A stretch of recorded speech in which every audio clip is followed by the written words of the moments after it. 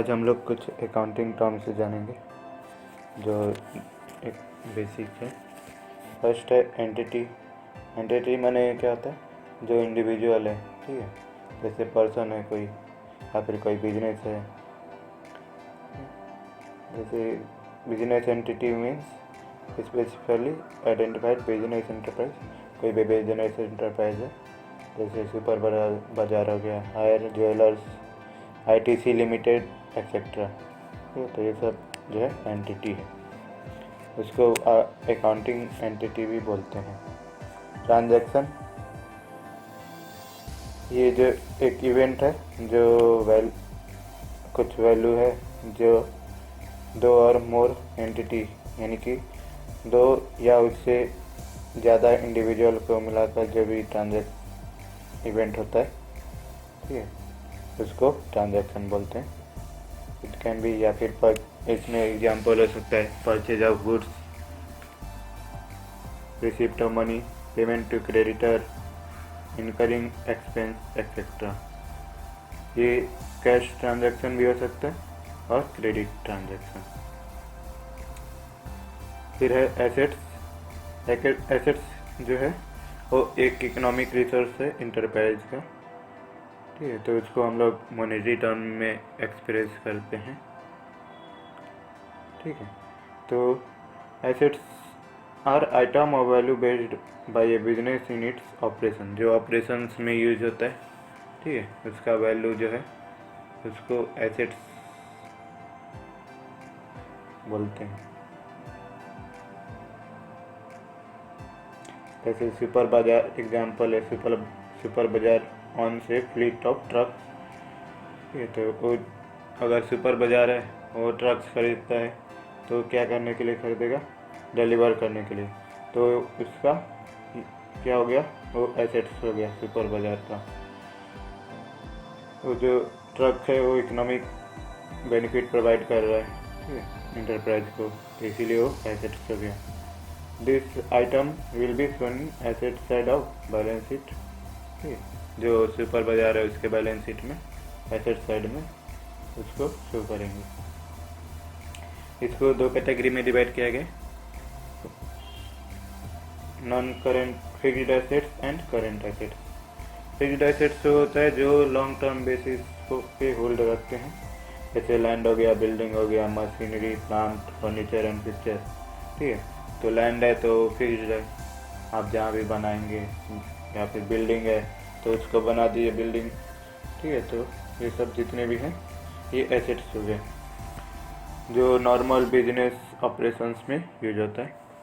और current assets कौन सा है? जो शॉर्ट टर्म बेसिस यानी कि डेली बेसिस पे जो एसेट्स होल्ड करते हैं for 1 year, more less than 1 year, 1 year और लेस देन 1 ईयर। इसमें आ जाएगा डेटर, अकाउंट रिसीवेबल, बिल्स पे receivable, notes receivable, stock in temporary marketable securities, cash and bank balance. ठीक है, तो ये सब करेंट एसेट्स हो गए। लायबिलिटीज क्या है? एक ऑब्लिगेशन है यानी कि डेट जो इंटरप्राइज है, ठीक है, तो वो कुछ समय के बाद उस फ्यूचर में उसको पे करना पड़ेगा। वो किसी से लिया है, ठीक है, मनी, तो उसको वापस करेगा, ठीक है, तो उसको लायबिलिटी बोलेंगे। They represent creditors claim on the first asset firm assets. ठीक है, उसको क्रेडिटर बोलेंगे जो फर्म का एसेट्स है उस पर क्लेम कर सकते हैं, ठीक है। जैसे अगर कोई पे नहीं किया, किसी से पैसा लिया है, तो फर्म के एसेट्स को पे वो क्लेम करेगा कि वो इसने हमारा जो है मनी नहीं दिया, अमाउंट नहीं दिया, तो वो उसको सील करवा सकता है। इसमें both small and big business find it necessary to borrow money at one time or the other and to purchase goods on credit। ठीक है, तो जो उसको बिजनेस को चलाने के लिए अगर उसके पास पैसा नहीं है, कम है मनी, तो किसी और से ले सकता है, ठीक है, तो उसको या और गुड्स परचेज करता है क्रेडिट पे, ठीक है, अभी पे नहीं कर रहा है तो उसको बाद में पे करना है, तो लाइबिलिटीज होगी। सुपर बाजार, जैसे सुपर बाजार एग्जांपल दिया है, purchase goods for 10,000 on credit for month from fast food product on March 25, 2005, ठीक है। तो इसमें एक एग्जांपल दिया है कि सुपर बाजार है, वो परचेज किया गुड्स 10,000 पे क्रेडिट में, ठीक है, फॉर ए मंथ फ्रॉम, उस महीने के लिए, fast food product on 25, 2005। If the balance of sheet of super bazaar is prepared as at March 31st, 2005, fast food product will be shown on as creditor on the liability side of balance sheet, ठीक है। जब balance sheet बनाएंगे super बाजार का, तो उस समय 31 मार्च 2005 को जब बनाएंगे हम लोग बैलेंस शीट सुपर बाजार का, तो उसमें जो फास्ट फूड प्रोडक्ट है वो क्रेडिटर जो है लाइबिलिटी साइड में हम शो करेंगे बैलेंस शीट में, ठीक है। अगर जो if super Bazaar takes a loan for a period of 3 years from Delhi state cooperative bank, this will be also shown as a liability in the balance sheet of super Bazaar, ठीक है। अगर वो सुपर बाजार लोन लेता है 3 साल के लिए दिल्ली स्टेट कोऑपरेटिव बैंक से, तो वो भी लाइबिलिटी साइड में हम लोग शो करेंगे बैलेंस शीट में सुपर बाजार के, ठीक है। लाइबिलिटीज दो क्लासिफाइड किया गया है, लॉन्ग टर्म लाइबिलिटीज और शॉर्ट टर्म लाइबिलिटीज, ठीक है।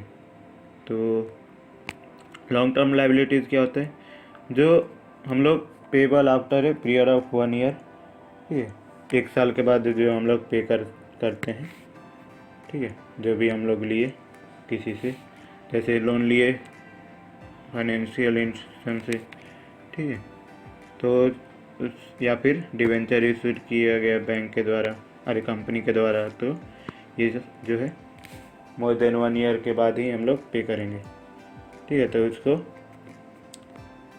आफ्टर 1 year भी पेबल है, ठीक है, तो इसको लॉन्ग टर्म लाइबिलिटी बोलेंगे। शॉर्ट टर्म एप्लीकेशन होता है जिसको विद इन पीरियड में पेबल करना पड़ता है, ठीक है, जैसे क्रेडिटर हो गया, बिल्स पेबल हो गया, बैंक ओवरड्राफ्ट, ये जो है शॉर्ट टर्म ऑब्लिगेशन है जो विद इन पीरियड में, with in 1 year of period जो है उसके अंदर जो ऑब्लिगेशन होता है उसको पेबल करते हैं, पेबल होता है, उसको शॉर्ट टर्म लाइबिलिटीज बोलेंगे। कैपिटल क्या है, जब बिजनेस हम लोग स्टार्ट करते हैं तो ऑनर्स जो है अमाउंट इन्वेस्ट कर देगा, ठीक है, तो उसको कैपिटल बोलेंगे। इट में B brought in the form of cash or assets by the owner of business entity. Capital is an obligation and claim on the assets of business, ठीक है। तो ये जो है या फिर ये कैश फॉर्म में रहेगा या फिर एसेट्स जो है ऑनर के द्वारा बाय किया जाएगा, ठीक है, फॉर बिजनेस एंटिटी, ठीक है, तो इसको कैपिटल बोलेंगे। और एक ये क्या है, ऑब्लिगेशन है, और claim on assets of business, जो बिजनेस का एसेट्स है उस पर क्लेम है, ठीक है। Therefore shown as capital on the liability side of balance sheet, ठीक है। तो ये जो कैपिटल है वो लायबिलिटी साइड हो जाएगा बैलेंस शीट में। सेल्स क्या है, जो हम लोग गुड्स सोल्ड किए या फिर सर्विस सोल्ड किए customer. Sales are total revenue from goods और सर्विस सोल्ड और प्रोवाइडेड टू कस्टमर। सेल्स में भी कैश सेल और क्रेडिट सेल, जो हम लोग रेवेन्यू अर्न करते हैं उस टोटल रेवेन्यू को सेल करने के बाद गुड्स और सर्विसेज को उसको सेल्स बोलेंगे। ये क्रेडिट सेल भी हो सकता है, कैश सेल्स भी हो सकता है, ठीक है। तो ये सेल हो गया। Revenue, these are the amount of the business earned by selling its product or providing service to customer called sales revenue। ये एक अमाउंट है जो बिजनेस के द्वारा बिजनेस में अर्न किया जाता है सेलिंग, प्रोडक्ट सेल करने के बाद या फिर सर्विस प्रोवाइड करने के बाद कस्टमर को, उसको सेल्स रेवेन्यू भी बोलते हैं। Other items of revenue common to many business are commission, interest, dividend, royalty, rent received etcetera. Revenue is also called income. ठीक है, रेवेन्यू को हम लोग इनकम भी बोल सकते हैं। ये उसके अलावा जो भी है, जो सेल करने पे मिला, अर्न किया बिजनेस, ठीक है, तो उसके अलावा भी जितने भी जैसे कमीशन हो गया, इंटरेस्ट हो गया, डिविडेंड हो गया, रॉयल्टी हो गया, रेंट रिसीव्ड हो गया, ये सब भी एक अदर है रेवेन्यू। एक्सपेंस क्या है? Cost incurred by a business in the process of earning revenue are known as expense. जो हम लोग कॉस्ट लगाए प्रोडक्शन में, तो उससे हम लोग उस बिजनेस में, ठीक है, अर्न रेवेन्यू अर्न करने में उसको बोलते हैं एक्सपेंस। जो एक्सपेंस है वो किस में मेजर किया जाएगा? कॉस्ट ऑफ एसेट कंज्यूम्ड और service use during an accounting period. ठीक है, जो हम लोग एसेट्स कंज्यूम करते हैं और सर्विस यूज करते हैं ड्यूरिंग अकाउंटिंग पीरियड, वो पीरियड में, तो उसको कॉस्ट, तो जो कॉस्ट है उसको एक्सपेंस बोलेंगे। इसमें एक्सपेंस में क्या हो जाएगा? डेप्रिसिएशन हो गया, रेंट हो गया, wages, salaries, interest, cost of heater, light and water, telephone etcetera. इसमें जो भी आपका डेप्रिसिएशन है, रेंट पे कर रहे हैं, वेजेस दे रहे हैं और सैलरी दे रहे हैं एम्प्लॉय को, इंटरेस्ट जो भी लोन लिए उस पर इंटरेस्ट जो लगा, ठीक, जो हीटर खरीदा था उस पर cost, light and water, telephone etcetera, जितने भी इतने पे जो कॉस्ट लगता है उसको एक्सपेंस बोलते हैं। एक्सपेंडिचर क्या होता है? जो हम लोग मनी स्पेंड करते हैं, liabilities for some benefit, service or properly received is called expenditure. ठीक है, कुछ बेनिफिट्स के लिए, जैसे हम लोग बेनिफिट से लेते हैं और सर्विस और प्रॉपर्टी रिसीव करते हैं, उसको एक्सपेंडिचर बोल देंगे। जैसे payment of rent, salary, purchase of goods, purchase of machinery, purchase of furniture etcetera. ठीक है, पेमेंट करते हैं रेंट, सैलरी और परचेज करते हैं गुड्स या फिर मशीनरी या फर्नीचर। ठीक है, तो ये सब एक्सपेंडिचर होता है। If the benefit of expenditure is exhausted within year, it is stated as expense, also called revenue expenditure. जो बेनिफिट्स विद इन यानी कि 1 ईयर के बीच में ख़त्म हो जाता है, उसको रेवेन्यू एक्सपेंडिचर बोलते हैं। और अदर साइड जो मोर देन 1 ईयर के लिए बेनिफिट देता है, उस पर जो एक्सपेंस करते हैं उसको कैपिटल एक्सपेंडिचर बोलेंगे। जैसे मशीनरी परचेज करते हैं, फर्नीचर, ठीक है, तो ये सब। प्रॉफिट क्या है? जब रेवेन्यू यानी कि इनकम एक्सपेंस से ज़्यादा हो उस अकाउंटिंग ईयर में, तो उसको प्रॉफिट बोलेंगे। ठीक है, तो ये जो प्रॉफिट है, ऑनर्स का इन्वेस्टमेंट इंक्रीज करता है। ठीक है, तो ये सब। Gain a profit that arises from events or transaction which are incidental to business, such as sales of fixed assets, winning a court case, appreciation in the value of an assets। ठीक है, तो ये जो है gain क्या है? Profit arise होता है। ये इंसिडेंटल होता है, जो जैसे सेल करते हैं फिक्स्ड एसेट्स, उस पर जो प्रॉफिट कमाए, या फिर कोर्ट केस चल रहा है वो जीते, या फिर एप्रिसिएशन यानी कि वैल्यू जो है एसेट्स का इंक्रीज हो रहा है। ठीक है, तो ये सब गेन है। लॉस क्या है? जब एक्सपेंस आपका रेवेन्यू से ज़्यादा हो जाता है, ठीक है, तो उसको लॉस बोलते हैं। ये जो है ऑनर्स इक्विटी को डिक्रीज करता है। ठीक है, it also refers to money or money worth lost without receiving any benefits in return. ठीक है, तो ये जो बिना रिटर्न, जो रिटर्न हम लोग बेनिफिट से जो है रिटर्न नहीं रिसीव कर पाते हैं, उसको लॉस बोलते हैं। एग्जाम्पल हो सकता है कैश और गुड्स लॉस्ट बाय थेफ्ट और ए फायर एक्सीडेंट एक्सेट्रा। ठीक है, जो कैश है या फिर गुड्स है उसका चोरी हो जाता है या फिर फायर एक्सीडेंट हो जाता है तो एक तरह का लॉस है। It also include loss on sale of fixed assets. जब हम लोग सेल करते हैं फिक्स्ड एसेट्स के वैल्यू से कम का तो एक तरह का लॉस हो गया। डिस्काउंट जो है वो डिडक्शन करता है जो हम लोग प्राइस ऑफ गुड्स सोल्ड करते हैं, जो गुड्स सोल्ड करते हैं उस पर जो प्राइस है उसमें जो डिडक्शन होता है उसको डिस्काउंट बोलते हैं। It is offering in two ways. ठीक है, तो ये दो तरह से ऑफर किया जाता है। Offering deduction of agreed percentage of list price at the time selling goods is one way of giving discount. ठीक है, जो परसेंटेज डिडक्ट करते हैं सेल करने पे गुड्स को, ठीक है, तो उसको एक तरह से लिस्ट प्राइस पे जो प्राइस दिया गया है उस पे जो हम लोग परसेंटेज डिडक्ट करते हैं एग्री होता है सेलिंग पे, गुड सेलिंग पे, तो उसको डिस्काउंट बोलते हैं। उसको क्या बोलेंगे? Trade of discount. ठीक है, it is generally offered by manufacturer to wholesaler and by wholesaler to retailer. ठीक है, तो ये जो है ये डिस्काउंट किसके द्वारा ऑफर किया जाता है? मैन्युफैक्चर के द्वारा। मैन्युफैक्चर कंपनी बिजनेस है, ठीक है, तो होलसेलर को देगा डिस्काउंट और होलसेलर जो है रिटेलर को डिस्काउंट दे देगा, तो उसको ट्रेड डिस्काउंट बोलेंगे।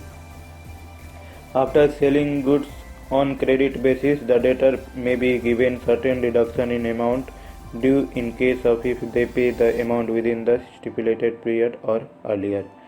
ठीक है, तो ये जो है जब गुड सेल करते हैं क्रेडिट पे, ठीक है, डेटर को जब वो उसमें कब डिडक्ट करेंगे? जब वो पहले ही विद इन जो पीरियड दिया गया कि 1 मंथ के बाद उस तक पे करना है। अगर उससे अर्लियर पे करता है तो डिडक्शन जो होगा इसको डिडक्शन दिया जाएगा। This deduction is given at the time of payment on the amount payable. ठीक है, तो ये जो डिडक्शन है जब अमाउंट पे करते हैं उस समय दिया जाता है, तो उसको कैश डिस्काउंट बोलते हैं। ठीक है, तो ये जो कैश डिस्काउंट है वो क्या करता है? जो है इनकरेज करता है पेमेंट करने, डेटर को पेमेंट करने के लिए।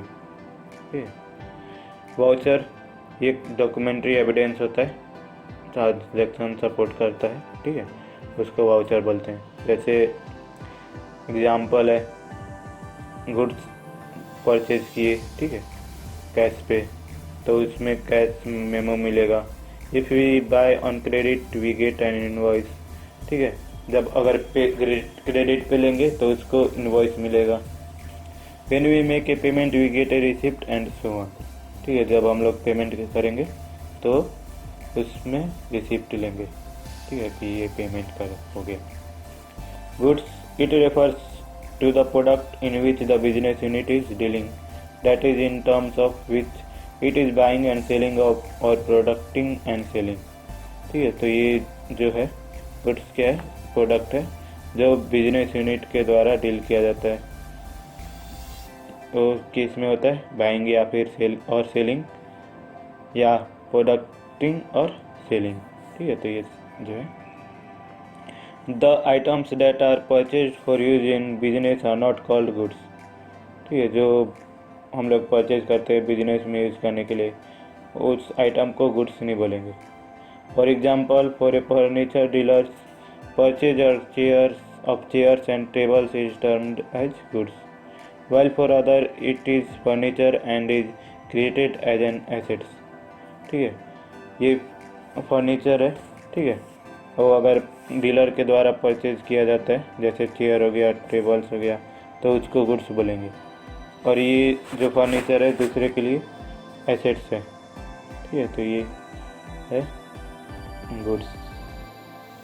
Similarly for a stationery merchant stationery is goods whereas for other it is an item of expense not purchase।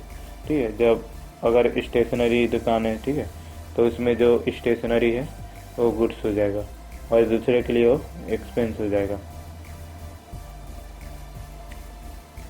Drawings क्या है? विथड्रॉ ऑफ मनी एंड और goods by the owner from the business for personal use is known as drawing. ठीक है, जो money या फिर goods या दोनों विथड्रॉ यानी कि निकालता है ऑनर के द्वारा बिजनेस से पर्सनल यूज के लिए, तो उसको ड्राइंग्स बोलेंगे। जो ड्राइंग्स है वो इन्वेस्टमेंट को, ऑनर्स के इन्वेस्टमेंट को रिड्यूस करेगा। Purchase are total amount of goods procured by a business on credit and on cash for use of sale और सेल। ठीक है, परचेज जो होता है, जो परचेज आर टोटल अमाउंट, जो अमाउंट है गुड्स का टोटल अमाउंट जिस बिजनेस के द्वारा लिया गया, ठीक है, क्रेडिट पे या फिर कैश पे, उसको यूज करने के लिए या फिर सेल करने के लिए, तो उसको परचेज बोलेंगे। In a trading concern purchase are made of merchandise for resale with or without processing. ठीक है, ये जो है ट्रेडिंग के लिए क्या है, एक परचेज जो है मर्चेंडाइज के लिए और रीसेल करने के लिए जो मेड करता है या फिर, ठीक है, तो उसको प्रोसेस विदाउट प्रोसेसिंग या फिर विथ, ठीक है, तो उसको परचेज बोलेंगे। In manufacturing concern raw material are purchased processed further into finished goods and then sold. ठीक है, मैन्युफैक्चरिंग कंपनी है, ठीक है, तो उस रॉ मटेरियल खरीदेगा और इसको प्रोसेस करके फिनिश्ड गुड्स में बनाएगा और सेल करेगा उसको। परचेज में भी कैश परचेज और क्रेडिट परचेज, ठीक है, कैश पे भी आप परचेज कर सकते हैं और क्रेडिट पे भी। Stock is a measure of something on hand, spares and other items in a business. ठीक है, स्टॉक क्या होता है, जो आपके बिजनेस में है, ठीक है, जो भी आपका स्पेयर्स है, जो आइटम्स है, ठीक है, और हैंड गुड्स है, ठीक है, तो उसको स्टॉक बोलेंगे। It is called stock in hand, ठीक है, तो उसको स्टॉक इन हैंड भी बोलते हैं। In a trading concern the stock on hand is the amount of goods which are lying unsold as at the end of an accounting period is called closing stock। ठीक है, तो जो trading concern है, trading company है, ठीक है, तो उसका स्टॉक क्या, स्टॉक ऑन हैंड क्या होगा, जो अमाउंट, जो गुड्स का अमाउंट जो अनसोल्ड है यानी कि सेल नहीं हुआ है उस अकाउंटिंग पीरियड में, तो उसको क्लोजिंग स्टॉक बोलते हैं। Ending inventory in a manufacturing company closing stock comprise raw material, semi finished goods and finished goods on hand on the closing date. ठीक है, मैन्युफैक्चरिंग कंपनी के लिए क्या है, जो रॉ मटेरियल है, सेमी फिनिश्ड गुड्स है और फिनिश्ड गुड्स है, जो सेल नहीं हुआ है, ठीक है, बाहर नहीं गया है, तो क्लोजिंग डेट पे, ठीक है, तो उसको क्लोजिंग स्टॉक बोलेंगे। Similarly opening stock is the amount of stock at the beginning of accounting period. वही जो क्लोजिंग स्टॉक है उस ईयर का, वो नेक्स्ट ईयर का ओपनिंग स्टॉक हो जाएगा। ठीक है, डेटर क्या है, डेटर एक पर्सन है या फिर in other entities that who owe to an enterprise on amount for buying goods and service on credit.